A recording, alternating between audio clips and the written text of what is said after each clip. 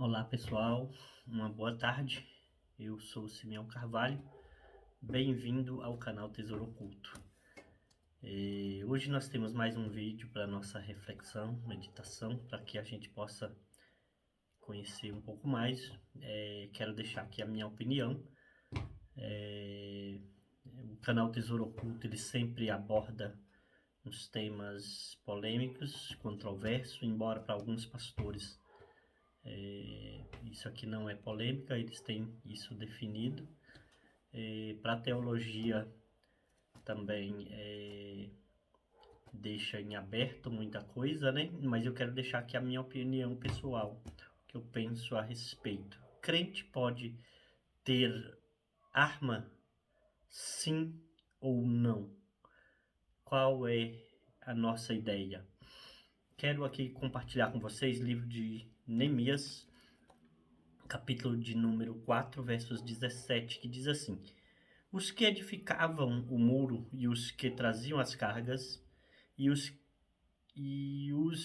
que carregavam, cada um com uma mão fazia a obra e na outra tinha as armas.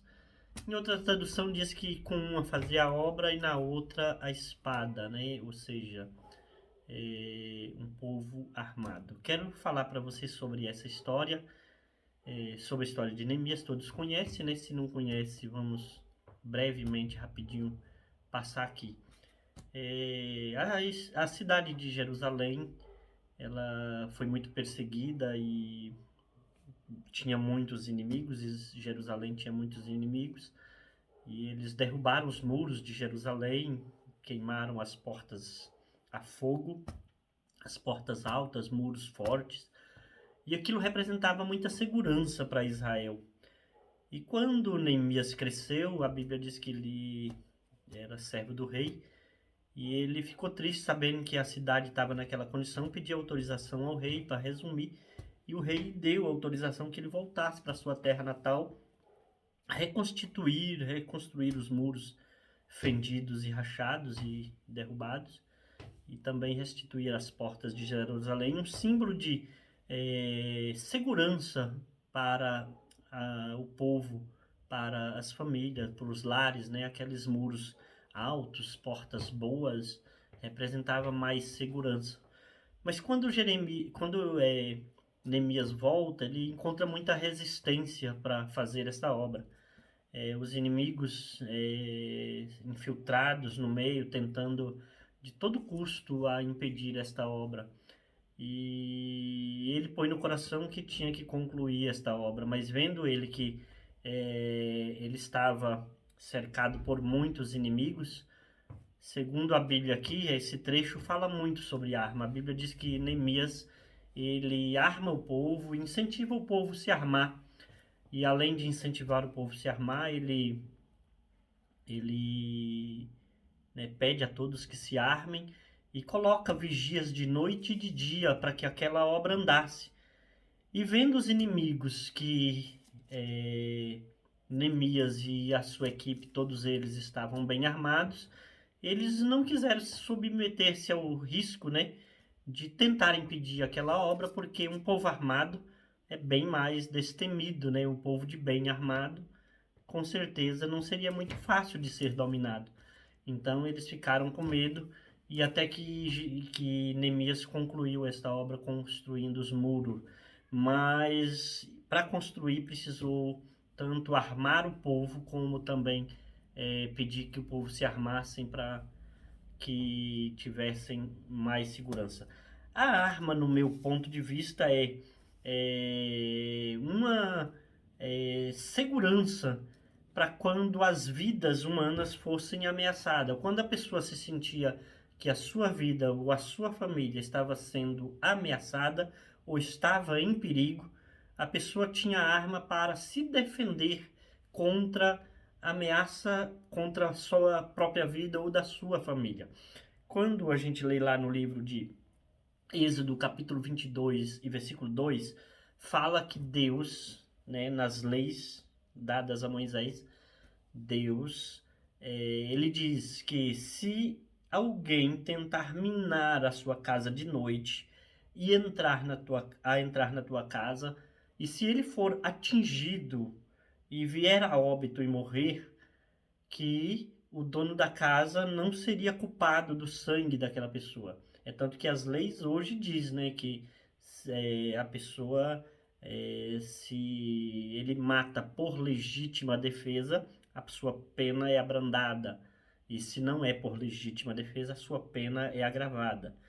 Então, o próprio Deus descondenava a pessoa que matasse alguém em defesa da sua família, em defesa da sua própria vida.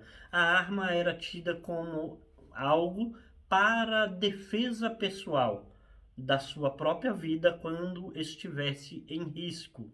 Quando estivesse em risco, se você chegasse a matar alguém, essa pena não seria agravada, ou seria descartada a pena pelo próprio Deus.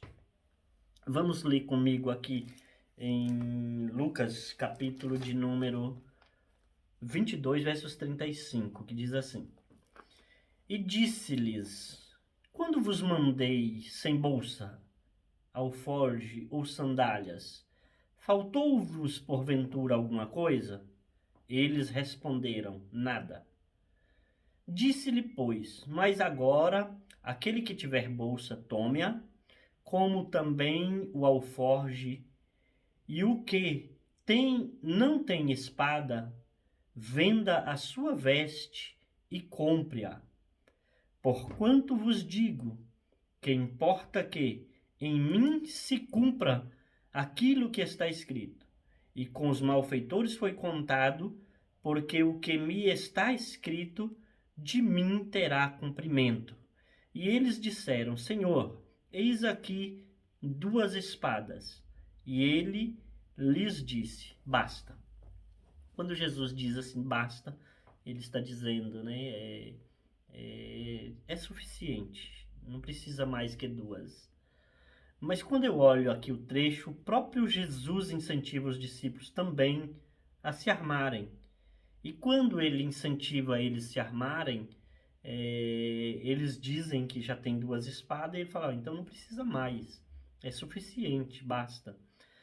Então eu noto aqui que eles já seguiam Jesus e estavam armados.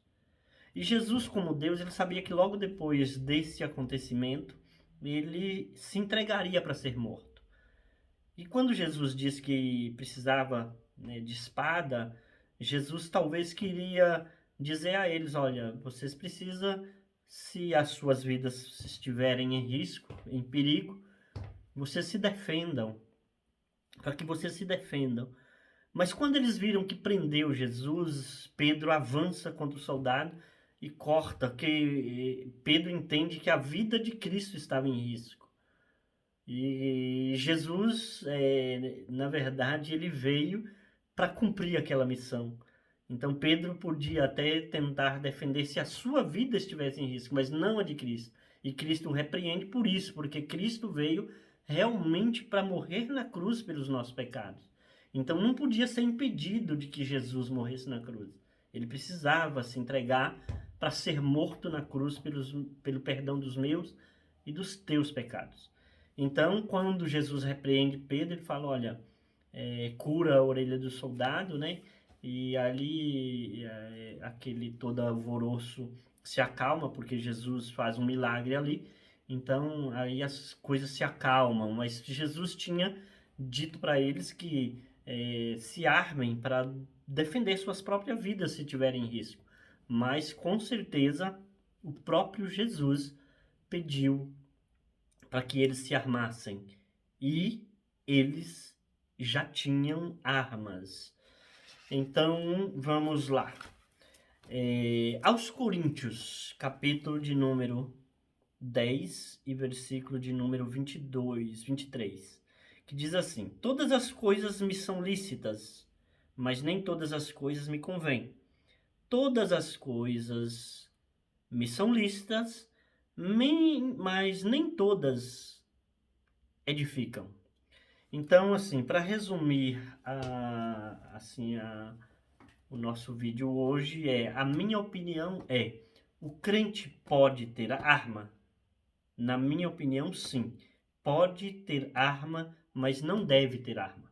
Todas as coisas me são lícitas, mas nem tudo me convém. Pode ter arma desde que a lei regente do seu país permita, né? Então, ou seja, na minha opinião, o crente pode ter arma? Sim, pode ter arma. Beleza. Mas não convém ao crente. E a minha opinião pessoal, por causa do despreparo cristão, ou de uma sociedade, porque precisava ser mais bem preparada.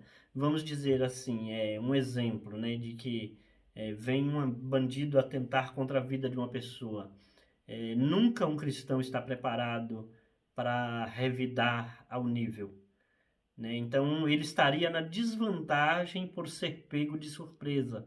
E sempre quem é pego de surpresa estaria em desvantagem.